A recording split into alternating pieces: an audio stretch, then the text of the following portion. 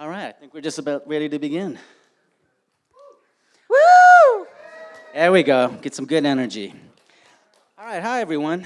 Thank you for coming out to the Central Library today. I'm Kevin Awakuni, a librarian here in the Exploration and Creativity Department with the Los Angeles Public Library. And I'm Celia Avila de Santiago, the Senior Librarian for the Exploration and Creativity Department. And we are here to welcome you to today's program, Eastside Punks, a collaboration with L.A. Made and Razorcake. You can all feel free to clap and holler here. Woo! All right. Before we begin, we'd like to take a moment to thank our behind-the-scenes staff for helping bring the L.A. Made programs to you. L.A. Made focuses on the diverse landscape of Los Angeles, highlighting the immense artistic and performance talent that has developed in the course of the city's eclectic history.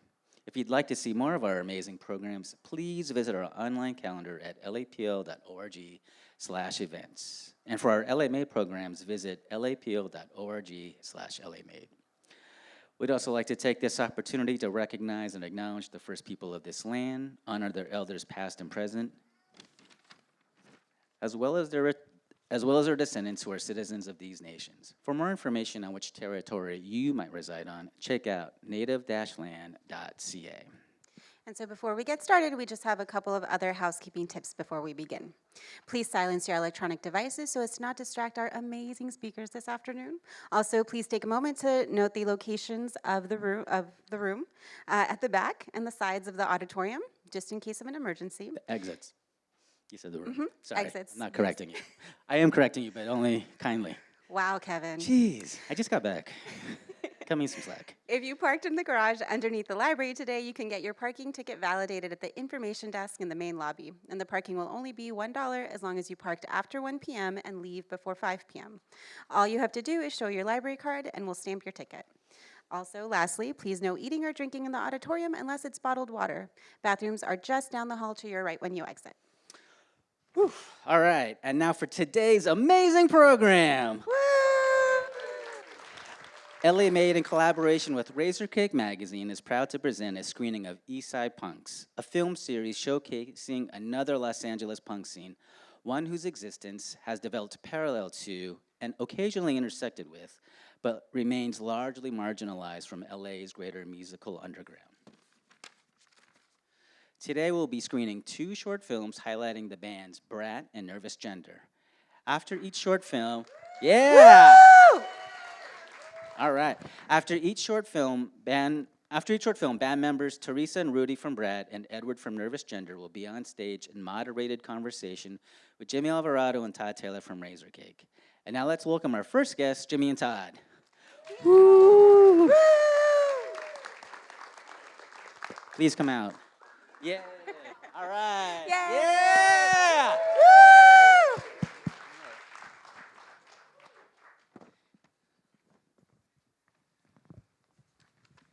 I'm Todd. Hi, Todd. I'm Jimmy. Hi, Jimmy. Hi, everybody. Hey, everybody. Thanks for everybody We're for Todd and coming Jimmy. out. So, I have notes because Jimmy and I have to cover 28 years in 5 minutes. This all starts in 1997, if you believe it. I was a managing editor for Flipside, and Jimmy wants to highlight East L.A.'s contribution to punk. Yeah, I saw that they weren't covering a CD that had come out and decided I was going to write a review and make good on a threat that I'd made 10 years earlier to the guy that started Flipside that I would contribute. And so I wrote a review of a record called Sociedad equals Suciedad, and that was how I got into Razorcake and into Flipside. And Todd wrote me back and said, "Hey, you got more of these?" I said, "Sure." So I started writing for them. And then in 2001, Flipside ends and Razorcake begins. And just the short version of it is Razorcake is the only 501c3 nonprofit music magazine in the United States. Our focus is DIY punk. We have nothing to do with the music industry. We do everything together with one another or do it ourselves. So due to Jimmy's efforts and ask, covering East L.A. was a continued effort and one of the main foci of the zine since its beginning, since 2001. We're interested in creating a written and visual record of East LA's punk's influence from the people who made it. Jimmy? Yeah, so the intent is very much about not saying that East LA is better or worse or anything like that, but that we contributed to this culture or this subculture as much as any other area. And unfortunately, our neighborhoods and our bands have never really gotten the same kind of attention. So we've been doing, various things. We started with an article called Teenage Alcoholics, which was based off a song in a band I was in, that was basically just like a quick primer of some of the bands that were active during the period of time that I was there, or I've been involved from the beginning. And then it kind of focused from there, and it kind of shifted. I wanted to write a book as a sort of oral history of East LA punk. And then a friend of mine, Pat Bettis, said, well, I have access to a camera, or a couple of cameras, why don't we just start interviewing people and try to make a documentary? So him and my friend Jake Smith, who played guitar in a group called Crucifix from San Francisco, or Berkeley, excuse me, who lived down here, said, I'll do the sound for free. So the three of us just kind of started going out and interviewing bands with the idea of making this documentary. And we did that for a long time. From 2006 to 2018. Yeah. Razorcake publishes the print interviews, the transcripts from these videos. Yeah. Yep. But 2018, We were at a barbecue at Dale's house. Dale and Yvonne's house here. Dale is the drummer for La Tuya. And my wife Carla was with us, and she said, instead of just amassing all this stuff, you have enough, you need to get something out, why don't you just make these short videos as oral histories of these bands? And she had been saying this for a long time, and being the husband that I am, didn't really let it hit until that day. It was July 4th, 2018, and Todd and I, and she's like just telling us, please, just make these videos already. And it clicked, and we both said, you know what, she's right. Doink. Why don't we do this? So November 2019, we released our first video of The Undertakers. Awesome. And it's, so I want to also couch it is that these videos are intentionally released for free on YouTube. They are intentionally not monetized. So when you're watching the Brat, you don't get an offer for pots and pans. Or you better not, yeah. Yeah, you better not. I mean, okay. And it's important to stress that this is an all-volunteer, non-paying project for everybody involved. And also, on the other side, no one's being taken advantage of. Yep. So that's something we try to do very carefully. Again, the important part of this is that we're trying to get the history and the information out, because a lot of the information that we have been putting out is stuff that has been largely ignored or just glossed over in terms of the narrative, in terms of academia, and in terms of history. So we are trying to kind of expand that history, because when we have spoken to various institutions or things like that and tell them, well, what about this, they say, well, those things don't exist in our histories, because their histories are kind of this kind of circular wind tunnel. And so we said, okay, so we'll just create the information. And so not create the information, but we'll gather the information for you, and we'll make it available to anybody that wants to look for it. So that's one of the main reasons why it's free. It's for anybody that is interested in this to be able to have access to at least the story, to at least start the conversations, and and take it from there. And it also gives the bands the opportunities, some of which have never gotten any attention, and some of them are very important in terms of timelines and histories and influence, and give them the opportunity to have that moment to tell their stories, which nobody largely has ever really bothered to do. So on May 2020, we released our second video, and it's The Brat. And so I say we watch that video, Jimmy. Yeah, let's do that. Let's move our butts.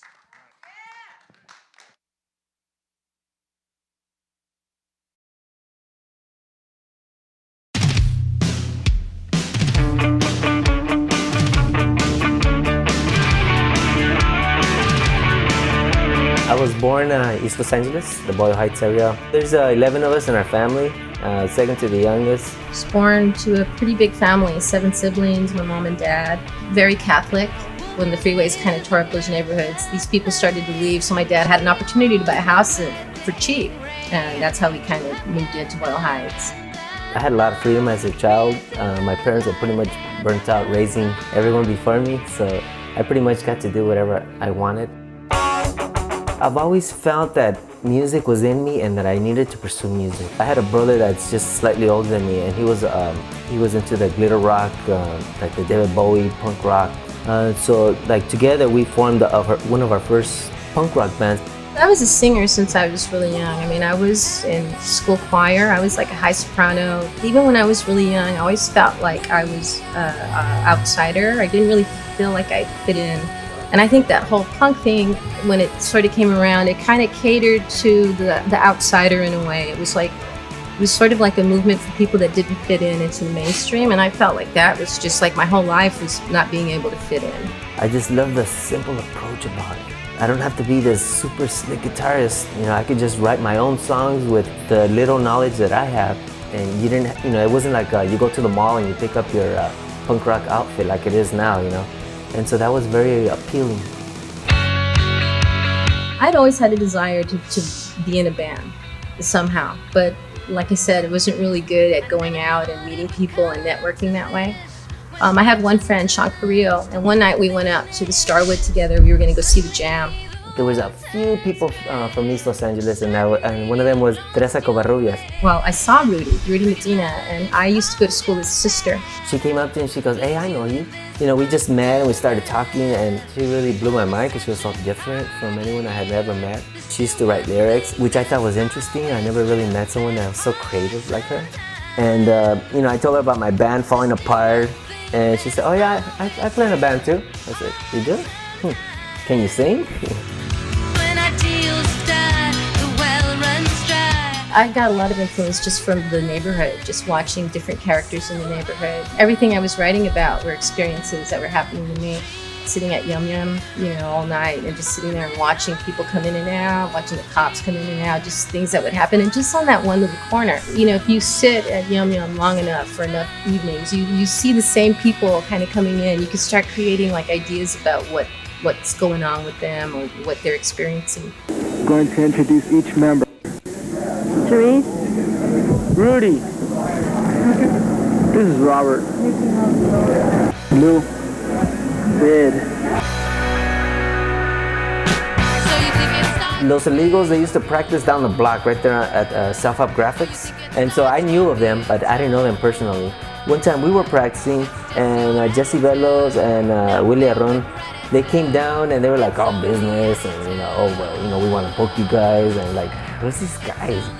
And so they invited us to do the first Vex show. The headliners was the Plugs, Los Illegals, and the Brat. I think the Undertakers were also there. But that was like one of our biggest, most important shows that we ever did. They were like all into the arts and painting and murals, and it got us more into thinking more creatively, more artistically. But it really formed like a bond with all that creative community. All these different creative things coming together, because it wasn't just the music, it was also like there were poets there and there were artists there, and it was like this one big community, and it just felt like this pivotal point. Things started picking up really quick. Probably after like that Vex show, I think, got the band a little more interest, and we started getting radio play. We never even dreamed of that. East Los Angeles as a whole got a dangerous reputation, like, don't go there, it's dangerous. And so that whole Hollywood scene was very reluctant. Really, the way we really got to meet X was, I don't know who invited them to this one backyard party we did in City Terrace. And we were used to the, people getting out of control and whatever. So we're doing the show, and this one guy is getting all crazy and getting into the music, and then he's like, pulls out a gun, then he starts blowing it like, whoo, getting all into that. And then John Doe and Exene just turned white and like, pew. And we're just like, someone get this dude out of here. I remember John Doe called me up, and he was like, hey, we want you guys to open for us at the Whiskey. And to me, the Whiskey was like, oh my God, here we are, these amateurs doing backyard parties, and all of a sudden we get invited to open for X at the Whiskey. And so that was a really important show in the sense that like it introduced us to the whole Hollywood scene. And once we started playing in Hollywood, you kind of got an in. So that's kind of how we got our in. I don't think when we first started out that was the intent, that we're going to be an East L.A. band. I think that's just what we were. I think like any other artist, we just wanted to create music. We just wanted to perform, and we just needed to get that creative part of ourselves out. I think it was more people outside of the group that started to label. They had these really strange expectations about what they expected to hear. If you came from East LA, then you were expected to like represent. You know, what about these other bands like from Hollywood? I mean, did they have to represent their cultures too? No. You know, it was always like this, like a double standard. Things started turning bad for the band as soon as we hooked up with management. It just started to erode, and the creativity, the genuineness of the band just started to erode. I would say it was mostly just being manipulated by management. They wanted to take us and, you know, remove us from this natural progression that we were doing, and they wanted to record this mega, you know, a My Sharona version. I don't know what they wanted. So they were trying to cater to these A&R people, and so what they ended up doing was like manipulating the music and trying to do things to the music to make it more sellable to the ear of these people. So they had like this big plan that they were going to play this tape to the A&R people. So what the management did is they got like a fleet of lowriders, drove them over to Capitol, put them into the lowriders, and then drove them around Hollywood listening to the demo, you know? And that for me was just like, you know what, this is bullshit. Really just wanting to like kind of expand maybe the idea of what a Chicano is beyond this, you know, and here's these guys playing up that image again, you know. We bought all our tapes back and our rights back, but by that point, man, we had lost momentum, inspiration. We were infighting. It got ugly. Too much drinking. We lost focus, and so the band broke up, and we never released the record.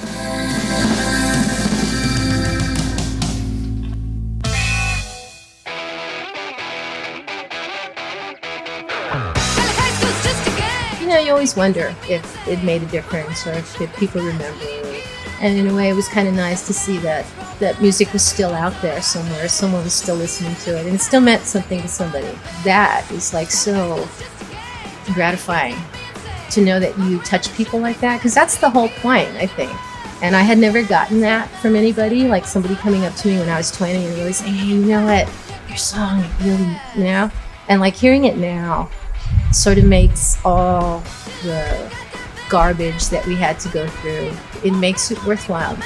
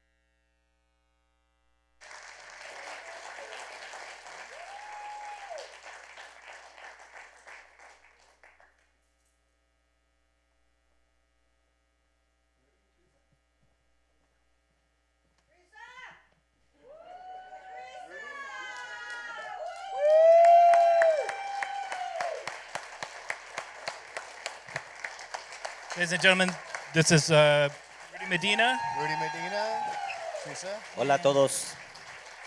And Teresa is over there. Good afternoon.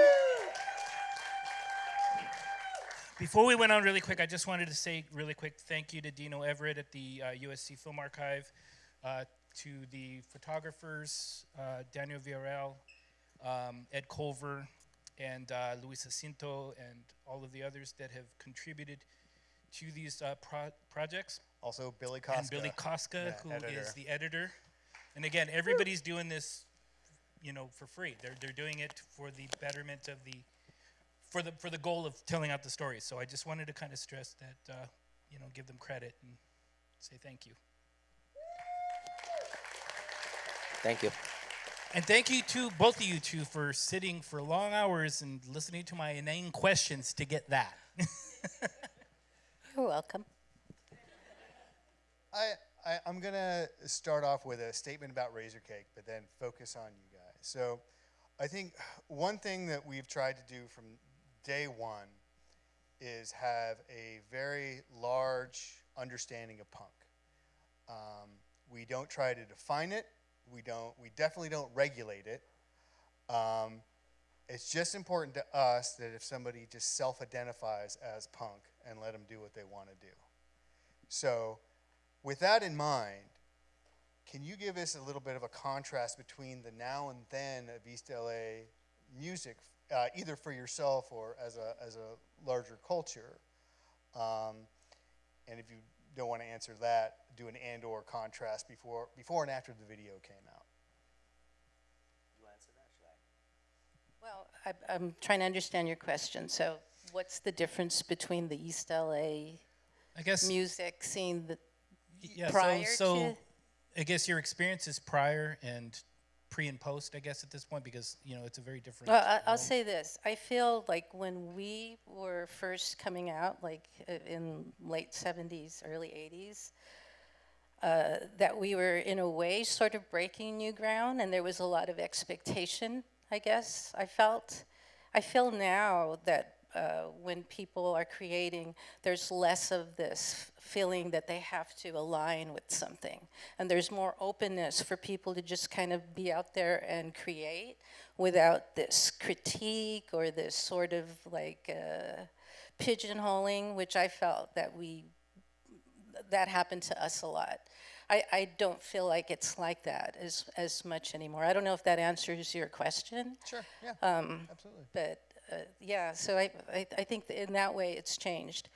I think also for women being in the scene, I think like now I see so many women in the scene, and I think it's become just sort of like natural, normal, and I don't think it was so much that way back in the day. And then also I feel like women, instead of just being like this front eye candy thing, are a lot more empowered now, and I think they've come of their own, and I'm glad to see that, because I don't think that I knew my worth as much. I didn't know my value, and I think that women now know their value, that they bring something to the table, and they need to be recognized.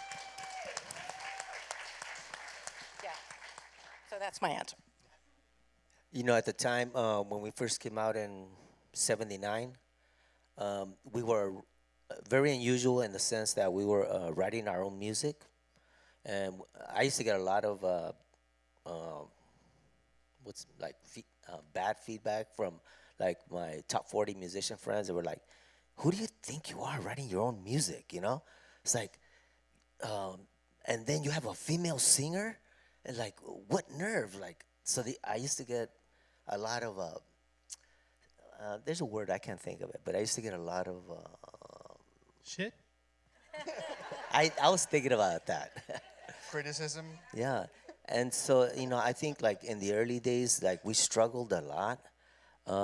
It was really hard to win an audience. It was painstakingly slow, but like we started getting people like what's his name, Alberto Macias from La Opinión, and Robert Hilburn, and people, Richard Cromlin, and that started like promoting us and just advocating for us, just like these guys are advocating for the Brat. Thank you so much, guys.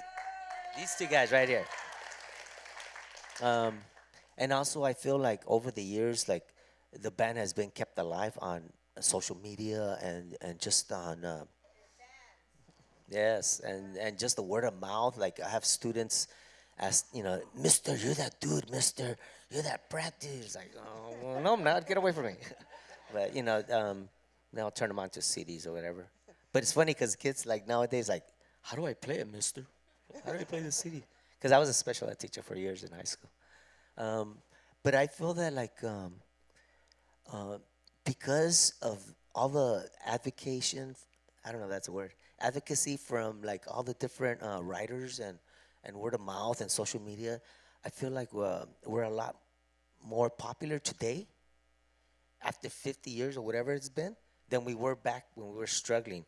And I just want to thank the audience for not forgetting us for after so many years. Yeah, everyone still remembers us. Thank you very much. We appreciate it.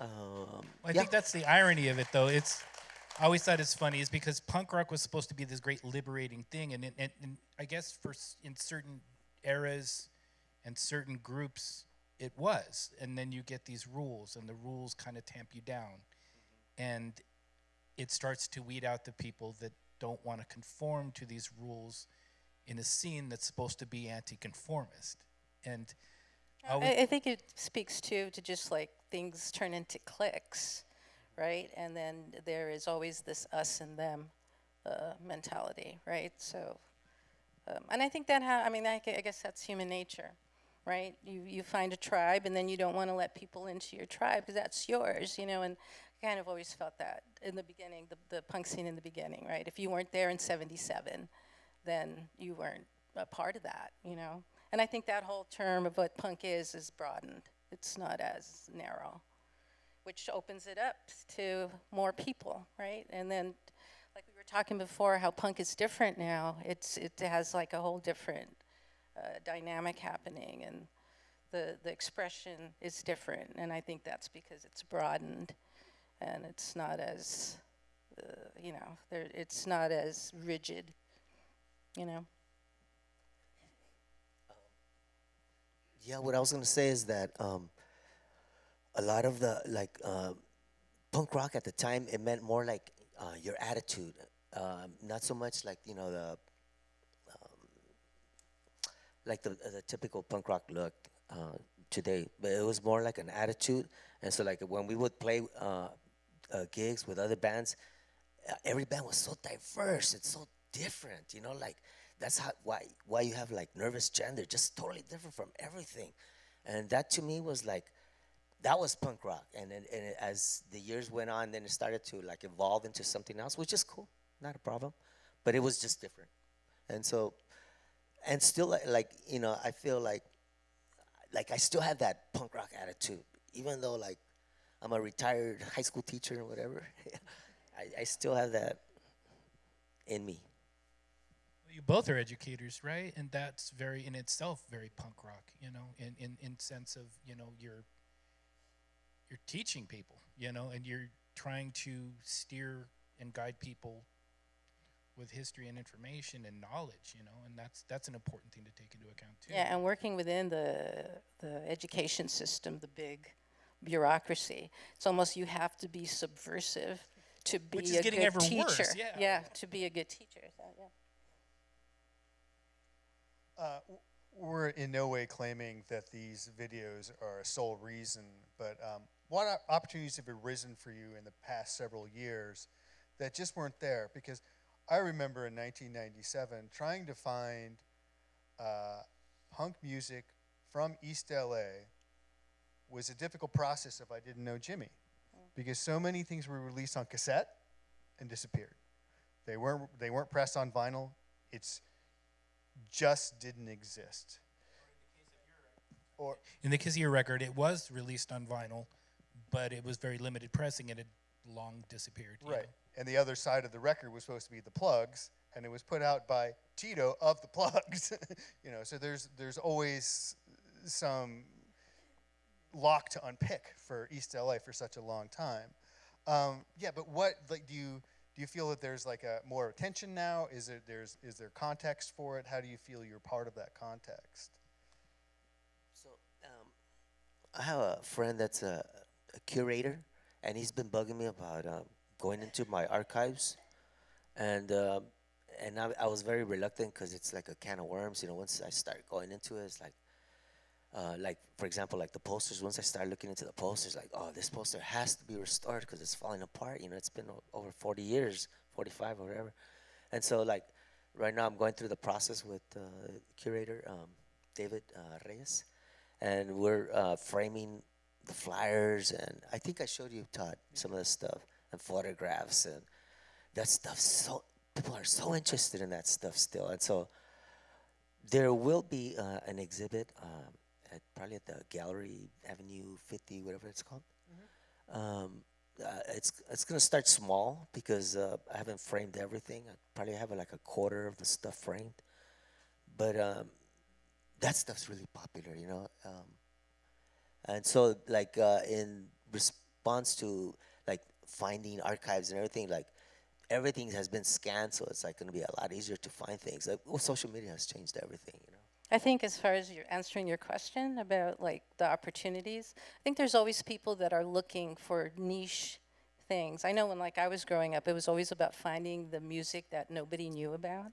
And I think that now it's a lot easier to find material because of the internet or whatever. And I think that has helped, I guess, keep or help people know about the movement and what happened back then.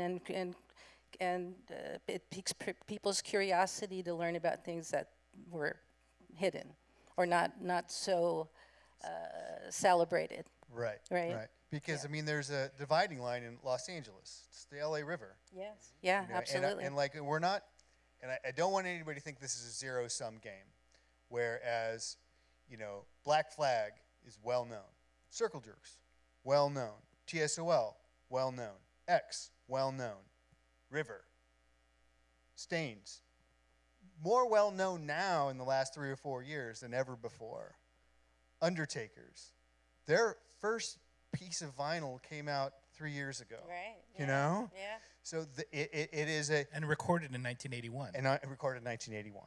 So those are the things that I like as a punk rocker growing up, not from this area at all, from a small desert town, very interested in it. Yeah, and you know, you make me think about like back then how that dividing line, like for those bands that you mentioned that are really well known, they had a club system in place, Correct, you know, that correct. that had them venues where they could play.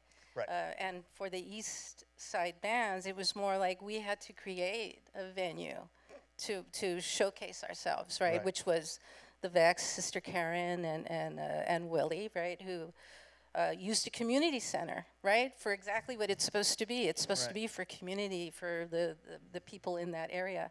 But I think if it wasn't for that, like really, what would have happened to all these bands that didn't really have a place to play, you know? And that place was, I think, the spark of that whole movement, right? And not only for the musicians and the bands, but then also for that whole art, the art that came out of there, the second generation of Osco, Right. right? All the murals too. Yeah, yeah, Photographers. Yeah. The aliens and the theater and stuff like that. yeah, Painters, yeah, yeah. absolutely. Yeah, I think also it's important to And they point out. started the Day of the Dead. That wasn't a thing, right? Yeah, that right, was all right. like a Vex. I mean, not Vex, but the self-help graphics. Yeah, yeah. Yeah, and I think it's also important because of the attention that's been being placed on the backyard scene now. Yeah, That definitely. all of that goes back because you guys started in the backyard. So true. And it's something that has been kind of ingrained in our collective scene since the very beginning. You know, we all started in the backyards at some point or another. I mean, You know, and I think now, like the situation that we're in now, this whole climate that's happening now, is really, I think we need to go back to that whole thing of being more community. Yeah. It's like, don't depend on the corporations to provide you with anything that's worth anything. It's like we need to be creating these opportunities with each other, with community. And that's why it's really important that we support each other and that we value each other and that we're not trying to just be in this for some sort of, ego stroke. Right, You know, right. because especially, and like I say, especially right now, things are really dire, and really they want you to feel that there is no, that you're hopeless and there is no, that you just have to kind of submit. But, it all comes down to just making your own opportunities, lifting your own communities, and being there for each other, Yeah, I mean, they're literally and figuratively trying to erase us from our own neighborhoods. So they've and been our own- trying to do it for centuries, right? Just trying to rub us out. you know, and especially people that don't, like people that are brown that can't pass. You know what I mean? It's like, but yeah, and they haven't been able to do it. They won't be able to do it. But I'm telling you, I talk to people, and people they're feeling just like throwing their hands up. It's so horrible, and it feels so huge. It feels like that you really can't come up against it. And it just brings me back to our roots, where, yeah, it felt like, well, what are we going to do? We can't play these clubs or whatever it is. And it's like you find comfort in just your community. You know, and I see that more in the movement now, right? Like with what Christine does in her community, which is all about just empowering women, empowering each other, and working together as a team. You know, they actually got together and produced a movie. You're not going to wait for Hollywood to come and give you the money to represent yourselves. And you know, I have a lot of friends that are in the industry that are constantly like, please Hollywood, tell our stories. It's like they're not going to tell your story. If they do, they're going to fuck You it have up. to tell your story. Yeah. Write your story, tell your story, and get your story out there. They're not going to do it for you. They're not going to do it for you. All right, we can continue this in a little bit more because we're going to get you guys back on stage. And now for something completely different. We're going to show you a video about Nervous Gender, who were based... They were officially part of the Hollywood scene, but they had roots in East Los Angeles. And the idea of the videos was not just to focus on East L.A.'s scene bands or whatever, but also people that have been part of the neighborhoods, that came from the neighborhoods, that had an impact on the greater scene in Los Angeles as well. Because again, you know, the idea is that we have been here, we are part of this, we've always been part of this, and this is an example. here we go, Nervous Gender. Nice.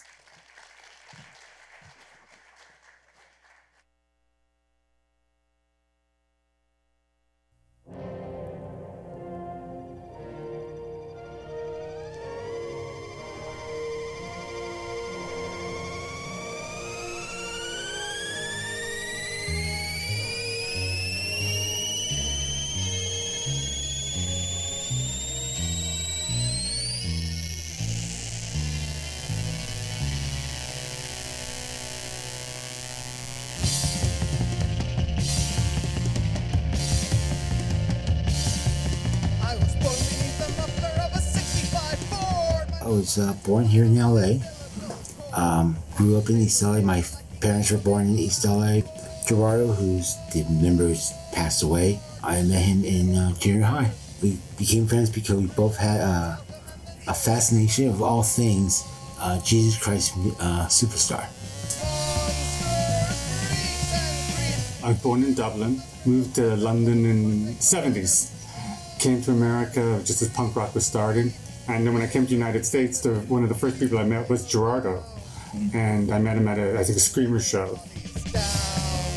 My family also thought I was crazy because I bought a stereo that was modular. You know, I had a receiver and it had a microphone out and a headphone plug. So I got a guitar cord, plugged the microphone into the headphones, and started playing, making noise with that. And people would walk by the house and look really oddly at the house because this weird, like, feedback noise thing was always coming out of my house. It was a rough time in East LA, late 70s. There was lots of gangs going on. You had to be careful and better watch out for cops because their first instinct was to pull a shotgun on you. But I wasn't scared, it was like normal. Oh, this is the way things are. At that point in time, I didn't know, I hadn't been told that I shouldn't go to East LA. I didn't have that barrier, and I didn't relate to white America, especially not Burbank. I started hanging out in East LA with Michael and Gerardo. Gerardo was having an affair with a teacher at our high school, and she introduced us to Lee Reed and the Velvet Underground. I was going to an art school in East Ham in England, and so when I got to America, old friends would send me tapes, Ultravox and Sex Pistols.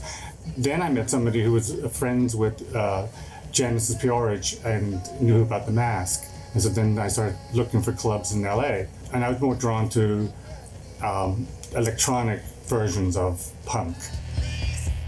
Gerard met up, I guess, with Robert and Jesse, and then he invited me over to meet them.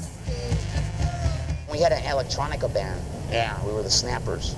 It was we had two guys from Nervous Gender. We had two keyboard players, and I played drums, and Robert played guitar. And we used to do the bass on a synthesizer. And then the other guy used to just make a bunch of wild noise. And it was interesting stuff, but Jesse was so annoyed by what we were trying to do that he made sure that we self-destructed. We were trying to do the Snappers, that wasn't working. And Gerard met Edward. Yeah, and it was at the night of the Snappers show that Gerardo was complaining about how he hated the band and he wanted to do something totally different. So while they were trying to set up, he's like, after the show, I want nothing to do with this band. Let's start a different band. And then Mike was standing next to him. He said, okay, so this is 3 of us. Now we get another 4th one. It was Edward that came up to me I think it was at Bases Hall. It was an event. I think Avengers and the Mutants were playing, and he asked me if I wanted to be in a band. I didn't know anybody, so they asked me if I wanted to be in a band, and I said yeah. And they said it was Nervous Gender, and that was it. There were 3 pretty remarkable men. I think when the name came up, it just seemed so natural for us. Yeah, it just seemed like a natural fit. You made that up. Yeah, I made it up.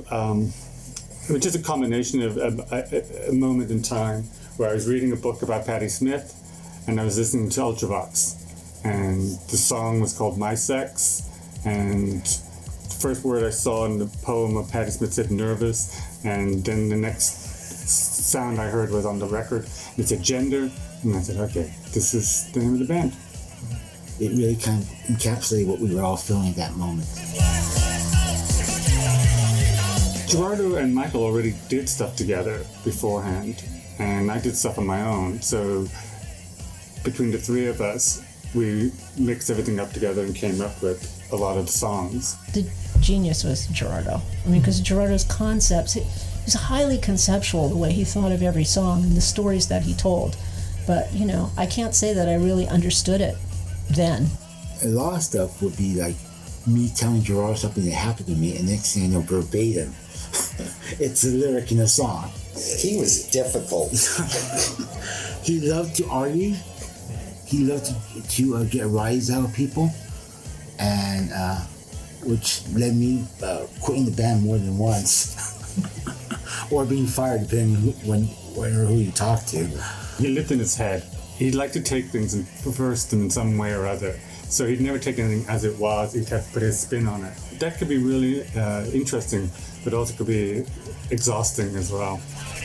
I was around. I used to go to all the early Nervous Gender shows. I was the only person in my family who read or was interested in music or movies. So I think because of my rebellion of Catholic school and military school, I just had a different outlook than the way I was raised. I was intrigued by things like Lou Reed's Metal Machine music, Roxy music, Eno's noise in the background.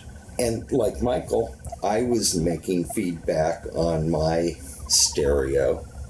Met Michael through a friend of mine. One night, Michael and I were just playing with synthesizers in the room, and I think we realized we were kind of kindred spirits in that aspect. I remember seeing East L.A. bands. I saw all those bands. I wasn't aware, however, that there was an actual scene going on in East L.A. The Vex came along. I can't even remember going there. The Vex was literally like 4 blocks away from my house, and I think I went there once or twice and felt very unwelcome. Me and Joe were both gay, and the last thing we wanted to do was hang out in East LA, where being gay was not the best thing. It was very easy to be yourself in Hollywood. You couldn't be that way in East LA.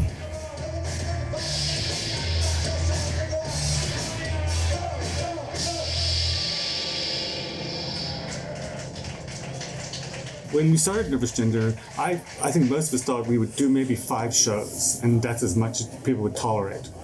And we were very surprised that we got such a good response, because there was no reference point for us to say, well, somebody else has done it just like this and that worked. I had recently come from my stint as a lesbian separatist, so when I you know, so it kind of works. Nervous gender, lesbian separatism, the two just blend. Well, the lyrics were pretty misogynist. I mean, they didn't hate women, they just kind of championed other things. Right. They didn't champion, you know. Women's It was rights. not really a feminist band, Nervous Gender, queerer than just about anything. Really different from any music I had ever listened to, ever. Like, I didn't even know what a synthesizer was. I never thought of it as particularly confrontational. I just thought it was like venting maybe, but not really confrontational. That was the only way you're going to survive on stage at that point in time. If you're going to say the things we were saying, already people, you know, heard the name, questioned the sexual identity of the band, and gay people were put in the roles of being victims at that point in time, and easy prey. So from the beginning, we're like, no, we're not going to be easy prey for anybody. I had a really good time in the band. It's not like I didn't have fun. It's not like, you know, I was being an uppity feminist in that band. I was going right along with it, man. I was taping myself up, and we put our outfits together and had a pretty great time. San Francisco was much more open to what was happening in industrial music or art damage. LA wasn't quite as open. And it was actually in San Francisco that we got a bigger audience and the opportunity to record. We couldn't get that in LA. The funniest shows, though, was San Diego. Oh, some bar in like the downtown area. Somebody said, oh, come on down. We're okay, we'll do it. You know, we get there, there's nobody there except the waitresses and the owner and a few drunk people. And we did one song, and the waitresses all got together and put their tips together to get us to leave. I remember $75, and that was more than we got paid when we did a whole set. At the time, you know, people were so unused to synthesizers that they couldn't hear the melodies that were in the music. Nowadays, you can hear it because people have gotten used to that sound. They've tuned their ears now that they can hear the melodies. I mean, there were points when people would say to me, you just make it up as you go along. You never practice, do you? They would only hear it as pure noise. And compared to what people are now doing as noise, we were like, you know. We were doing 70s. Yeah. We'd go up to do shows in San Francisco, and in the audience was Sven and his mother, who just got over from Germany. So he was like running around with this like toy gun, pretending to shoot everybody. The show was pretty bad. I mean, we didn't do very well. And so Gerardo was like at the end of the set screaming, you know, this kid's the only one that got the right idea. We should be shot. This is the worst performance, you know. And then when we said we're going back to LA, she said, oh, can you give me a ride back? So she moved in with me for a while, and then she moved in with our manager. And so Sven would always be there when we would be rehearsing. And I think Nicky Beat had an old drum kit, and it was in the room, and he just started bashing it one day as we were going through the set.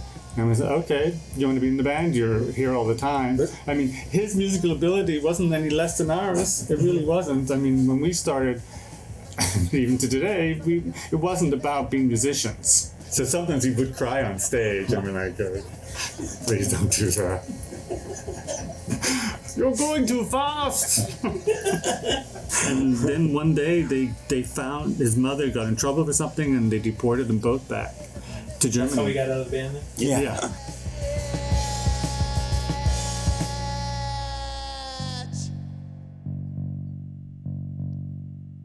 Well, the first breakup was... it wasn't just the band. It felt like the scene fell apart at a certain point.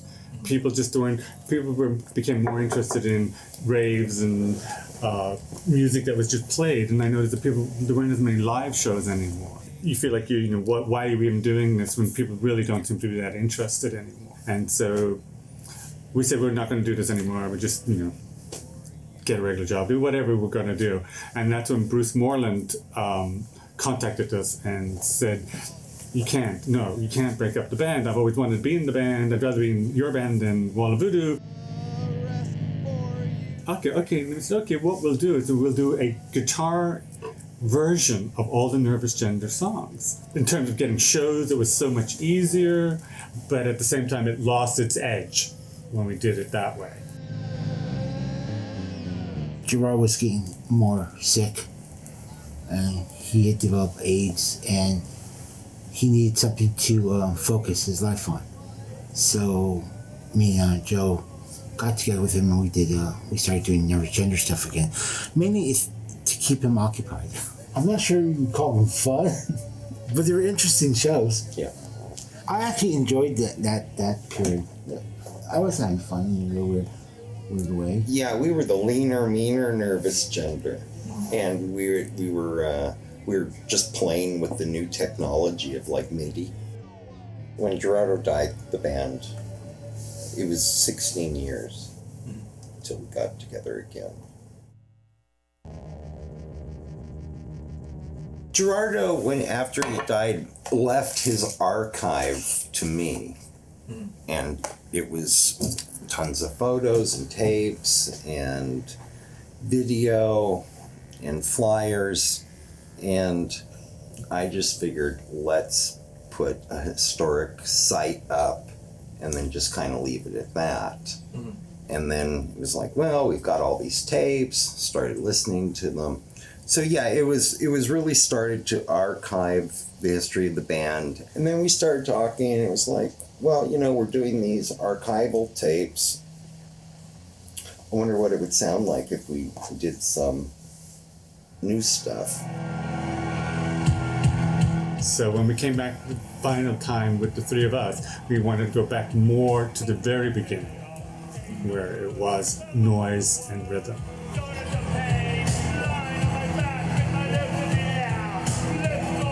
It had a new life. It was like, and like in the first few shows, Old Friends did come out, but but what replaced them was young kids, and that was really, to me, that was really exciting. People who are putting on these shows, they're not doing it for money. I mean, they're covering their bases too. Years ago, a lot of shows we were doing shows for people who didn't even want us in the place. They were putting up with us just to get the door money, but they hated the music, they hated the way we looked. But now these kids are young people, they're not kids, are into it. They really enjoy it. And when you go to do a sound check or you go to do a show, they make you feel like they want you there. That's a good feeling.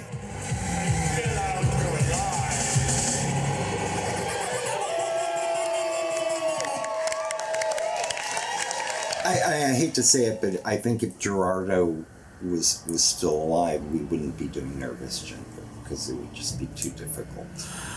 I remember saying years ago when someone asked about how was your rehearsal, I said they were more like therapy sessions, because they were screaming out. 10 minutes of playing and 45 minutes of screaming. Well, that's how one reviewer described the Nervous Gender show, that show at the Whiskey, that it was all these people on stage trying to work out their personal therapy. I wouldn't say that was pretty accurate in many ways. I mean, the person meant it as a put down, but it really was the songs were about our lives. They weren't about abstract other people's lives, and they weren't about what we wanted people to think our lives were like. They were about, in all the ugliness that they were at that point in time, that's what it was about.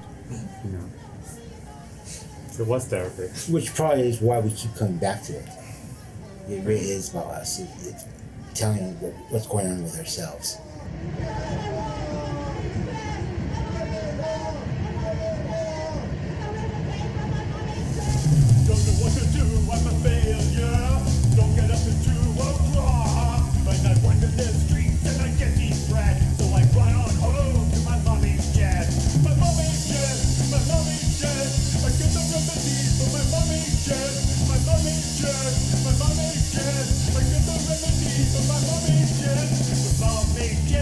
Well,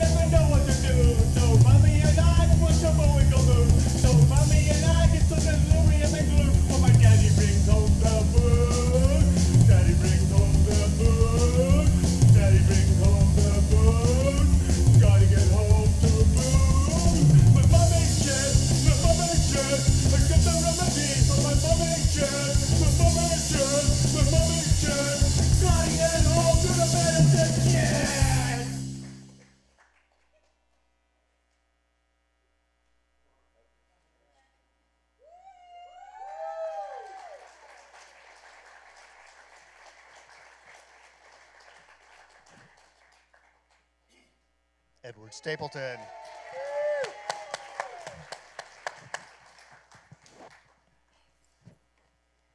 Take another quick second to thank Luis Jacinto and Wild Don Oh, Lewis yeah, for absolutely, their yeah. contributions. And dedication or rest in peace to Jesse Fix and Robert Becerra, who both have passed away as well, who were mentioned as members of the Snappers. And thanks to Michael and Joe for sitting for my inane questions as well. So give me a second here. So, excuse me as I look at my thing here. Kind of obviously. So you're in the unique position again. You guys were kind of like ambassadors in a lot of weird ways because 2/3 of the original lineup was from East L.A. You were aligned with the Hollywood scene, and everybody thought you were from San Francisco because of the way that you guys, where you guys played, and excuse me, I lost my train of thought. The album came out on Subterranean, which was a very important punk label in San Francisco. So I guess the dominant narrative about Los Angeles punk rock has long been that it's been a straight white male thing. And I just was wondering if you could talk to us a little bit about your First-hand experience. Yeah, your first-hand experiences. I mean, can you tell us about your perceptions about the veracity of that belief? Well, the LA scene was different than the San Francisco scene. I mean, even though there was a rivalry, and we were phony Hollywood phony punks from the Hollywood scene, and they were just hippies with zippers. So, but at the same time, we were all going back and forth to do shows up there. There was never one label in Los Angeles that was ever interested in Nervous Gender, and that included all the punk labels. And San Francisco loved us, you know. So that's why people started to think that we were from San Francisco, because we got, you know, the record with Flipper and then Music from Hell, all done by Subterranean. And at that point in time, even the people in San Francisco were like, why are you letting this LA band be on our record, you know? Oh, well, they're so good, they sound like they're from here, you know? And then, of course, in the early punk scene, you know, the people that inspired me were people like Tomato DePlenty and Patti Smith and people like that. So, and a lot of the gay performers like Darby and Tomato, only the friends around them knew, even in that scene, being gay was not accepted. But when we all got together, we were like, we don't need their fucking acceptance. In fact, we're going to be meaner and more aggressive than they'll ever be. I think I told you when I interviewed you guys, that was the thing that struck me about the band. It was like this perception of homosexuals as being very passive and docile and easy prey, and you guys were like, no. No, yeah. And again, you know, for two of the members to be from the east side, from East Los, where you have all of the cultural baggage and all that bullshit that goes along with it, it was like, you know, there was a lot of like very cool to see that out in the front. Like, we are not going to be that. Yeah, and there were even punk bands that had gay members who didn't want to be seen with us in clubs because of that. The association? Yeah, with the association. And then at the same time, we were not part of the gay community either. We were not accepted there because we were definitely queer before queer existed, because we weren't only just gay, we were everything. We had a bit of everything. And so even when me and Gerard would go to a gay bar, a lot of times they wouldn't let us in. And they would literally, I've said this before because it always surprised me, they would say to us, we don't serve your kind. What kind and is we'd that? say, well, what are we? And we just done a show at the Whiskey, and we'd come down to Santa Monica to have breakfast or something. And so we had to create our own world. And like you guys did in East L.A., you created your own world. You didn't wait for acceptance. You didn't wait for a label to get you, you know. I'm interested. You mentioned in the video that you're from Ireland. Yeah, You know, from so, Dublin. but that you found that you were more comfortable in East Los Angeles than you were in Burbank. Oh yeah, I mean, I had been a glam rock boy when I first came to America, so I had the transformation from platforms to Doc Martens, and so we were all meeting as punk rockers, but we all knew that we definitely were devotees of Bowie, and so that was a lot of the early scene were people who were very much into glam rock and then went punk rock. So when I went from Dublin to London, and then London to Luton, which was a factory town, to Burbank. So it was, and I was like 15 or 16 when I first got here. And so when I met Gerardo, and I've seen the Screamers, and I'm like, I want a band just like that. I'm going to do this. I have no musical talent, no musical experience. I don't care. I can buy a synthesizer, make noise, and scream at people. I know I can do that. And they all felt the same way. We have no musical ability, but we have a tough attitude about what we feel. And so it was that. So yeah. So when I came to East L.A. and then Gerardo, I met him at the whiskey, and Gerardo like, oh, we can practice at my mother's house in East L.A. And to me, East L.A. was East L.A. It was that place. Must be in the East. It didn't mean it didn't have. I didn't know anything.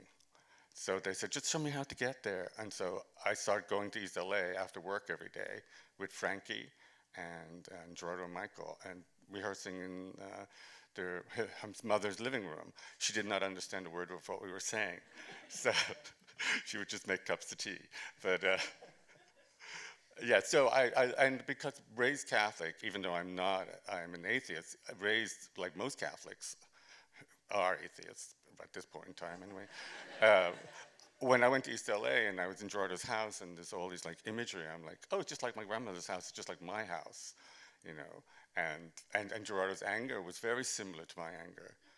And he went to Catholic school in Mexico, and what the weirdest thing is, the name of the school, Catholic school he went to, was called Cardinal Newman. And this Catholic school that I'd gone to in Luton was called Cardinal Newman. So we're like, well, how many times did you get beaten? Yeah. Did you have to take your pants off? How was your experience? And so we had this communication, and we could say whatever we want to do, and especially in the lyric context, there was never like, oh, we can't say that. Someone like, are we really going to say that? And he goes, yeah, we're going to say that. And we did it with each other. So, but there was never like, that's too much. The lyrics in a lot of those songs. I mean, one of my favorite, most punk rock lines comes in one of those songs. Manic depressive parents is all I got from God. Yeah. And that's one of the nicer ones. I mean, the lyrics are just right there, and they don't pull any punches. And especially now in this particular era, there might be there would be controversy, I think. But at the time, I mean, it was. I guess, for lack of a better term, like a primal scream, I would think. Yeah, I mean, we definitely, and Michael talking about therapy, it was like therapy. I mean, first of all, you're screaming like primal scream therapy for the whole set, and then you scream at each other about something else. I mean, it was never a quiet event, And Frankie, in the very beginning, was, so into it. It was great, And that's a line that she used to do before, when she did My Mommy's Jazz. And she had that high voice, so it sounded like an 11-year-old boy screaming at God, So, yeah. So I think the most important question that everybody that's ever seen this has is, have you talked to Sven? I haven't talked to Sven, but I used to talk to his mother, who ended up, she died a few years back, but before that all came about, she had gone back to Germany, did not like the cold, and it went to the Ibiza island, and started working in the clubs there, and then he ended up he's now running like major rock venues all over Europe. Wow. Yeah. Good man. They won't tell me which ones. Since you mentioned Tamada and the Screamers, were you guys in conversation with one another, either musically or personally? Yeah. Okay. I was friends with Tommy first. Okay. Tommy Gear from the Screamers, and then I became friends with Tomato. And we all, because I was living downtown at the American Hotel, and they had stopped performing. And so yeah, they were my inspiration. I mean, not so much as we wanted to sound like them, but we wanted to be harsher. But it was definitely the inspiration of electronic noise and screaming, because industrial didn't exist, really. Right. This is timeline's important. Yeah. Right. The context is very important, and also, correct me if I'm wrong. The Screamers, when they were active, never had music released. No, they didn't. Correct. Yeah, because they wanted to do a video. They wanted to do a movie. Yeah. So that's another interesting wrinkle. But I also want to say that when we're watching the video, is the reconsideration of noise, and now we're in a place where you're in a position where we were talking beforehand that you have more gigs now than you did before by a huge measure. Yeah. You want to talk about that for a moment? Yeah, well, the new version is me and Matt Conioni, called Nervous Gender Reloaded. Woo! And so, even though it's like high-tech equipment, Matt's done an amazing job at making it sound off-key and ugly. And so we want to keep that element of it. Right. But it's still, and there's a whole new genre, and we're talking about this a lot, but there's all these young bands Right. who are doing what we did in terms of the noise and emotional drama, who we do shows with all the time.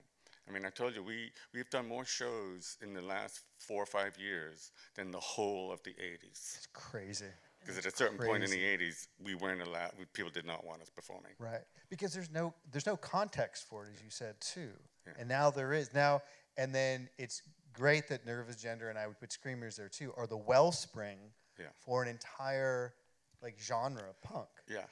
Where something was sacrosanct to use a synthesizer, it becomes something like, oh, this could be a possibility. Yeah. This is a viable way to express yourself. And like you were talking about how N8 No Face has Right. done this amazing job of Right. combining synth punk and sometimes rap and his culture.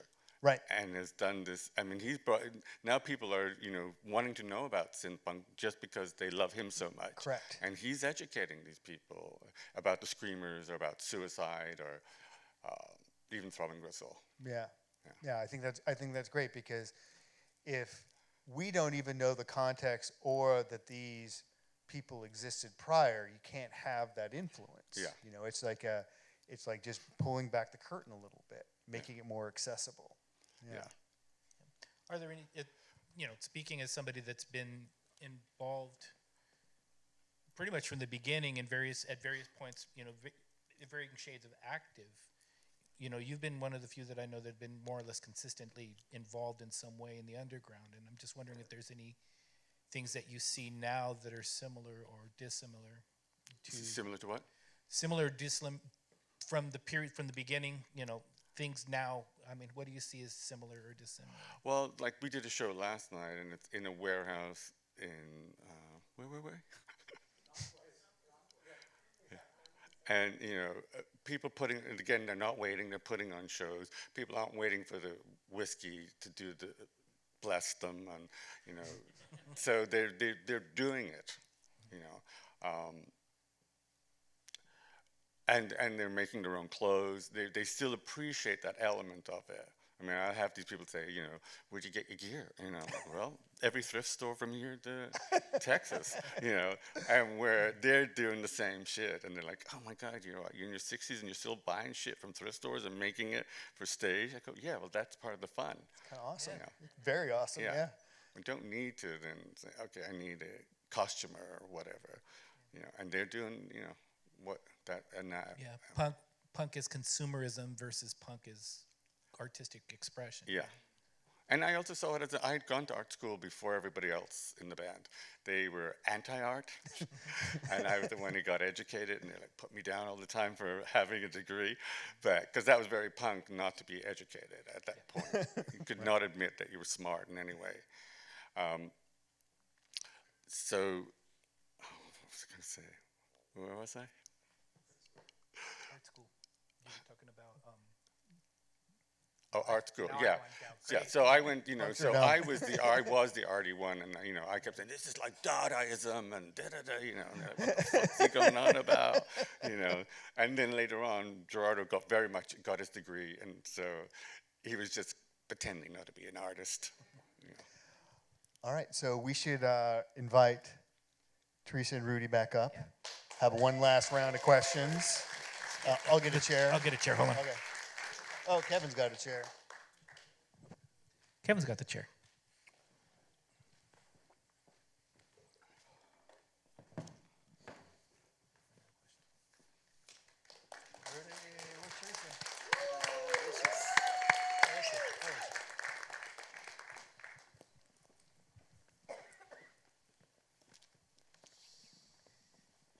So the common thread that I'm hearing from the three of you is that essentially that, you know, you're all still active in creating in some way, shape, or another, inside of punk, outside of punk, however. But what is it that kind of keeps you wanting to do this?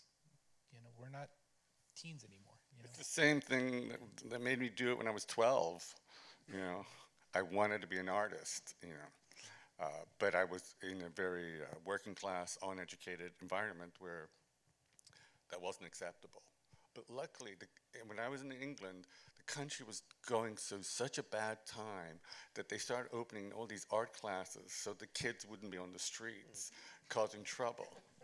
And that's why people like Sid Vicious went to art school, you know, because they made it easy. You didn't have to have a degree of any kind or money, and you could go to art school. So, you know, to me, you know, it was the perfect place for me. I mean, I never had that feeling that I wanted to lead an average life, you know, and how dare I? Yeah, you know, I don't know why, but at the age of 8, I knew that I had to play music, and it was just something that was burning inside of me, and it continues to, like, I have to play music on a regular basis. I don't know where it came from. My family's not very musical, but I am.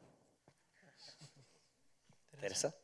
I think part of being human is we need to create. And it's not only the arts where we create or music where we create. There's a lot of different ways that you can create. And I think it's just part of keeping your humanity, is that you need to put something out there that represents who you are or expresses who you are. And I think that's why I continue to create. Maybe not in the same way that I did when I was younger, but there's always that need, and I think it keeps you healthy. And I think it helps you push through obstacles and things. So. Like a necessity. How about you, Jimmy? What keeps you involved? Stupidity.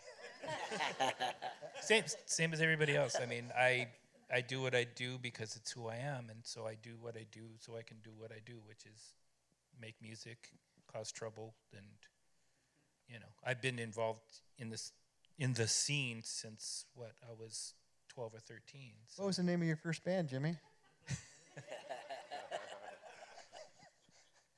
Butt acne.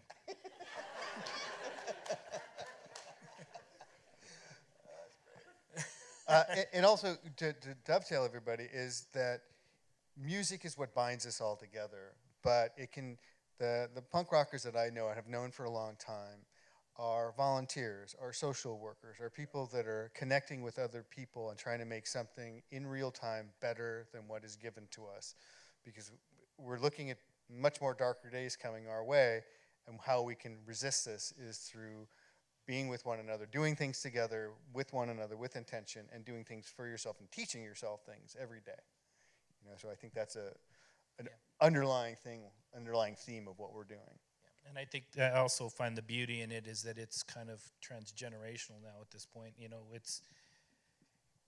there is this period in time where, like, older people that used to be into punk and kind of scoffed at younger kids now, and I think that's kind of gone away a lot. You know, it's like different generations are kind of talking to each other now, and they're all kind of finding this commonality. And I forgot who I was talking to not long ago. We were sitting and talking and realized that there was about a 30-year difference between us and the people that we were talking to, and it just felt like we're peers, you know, which I thought was freaking great, you know. Yeah, I was saying earlier how the younger people that we interact with are, first of all, much nicer human beings than we were. Yes, this is the point where you say you didn't get into punk rock because you were well-adjusted. And because I was saying, Teresa said, you know, if somebody came in the club and they were like maybe over 30, you're like, what the fuck are they doing in here? You a cop? Are they allowed? Are they allowed? You know, and you know, now I'm in my mid-60s and I'm talking to people who are 20, and they're respectful. And they're interested, and we have great conversations. That couldn't have happened in the early days because we had a lot to prove. We had a lot to reject, and ageism was important for us at that point in time. Yeah, I mean, you were dealing with a different social order, especially. You know, it's one of the things that gets lost about that first wave. For all good and bad that they did in terms of their imagery and their attempts to shock people, I mean, it wasn't to further, say, for example, for the most part, political agendas that may have been controversial. It was basically sticking a middle finger into their parents' faces and their grandparents, you know. Yeah. Well, rock and roll's always done that, right? Yeah, it was exactly, always about rejecting what came before you and creating something for yourself. I got nothing. Kevin, do we have time for questions, or we have questions? We had some questions that came in through the Eventbrite. Oh yeah. Let's do it. So this is for all of you. How did the band navigate touching on taboo topics in their music, and how did it impact them in their personal lives? Did you hear it? No, sorry. Can you repeat that, please? It was kind of Sure. difficult. How did the band? Sorry. How did the band navigate touching on taboo topics in their music, and how did it impact them in their personal lives? I'm still not hearing. Taboo topics? How did you guys handle taboo topics? How did you tackle taboo topics in your music? That's for you. Well, they weren't taboo for our conversations with each other. We just decided we were going to share them with the world. Yeah, and I wonder, what is a taboo topic? Like what, incest? Well, there was a number of them, yeah. Well, things that like you know, Miscarriage, which is a song that I would sing that Gerard had written, was about his experience of watching his teacher have a miscarriage in class. Now, at that point in time, that wasn't something you should sing about. But he said, no, this will make a great song. Yeah.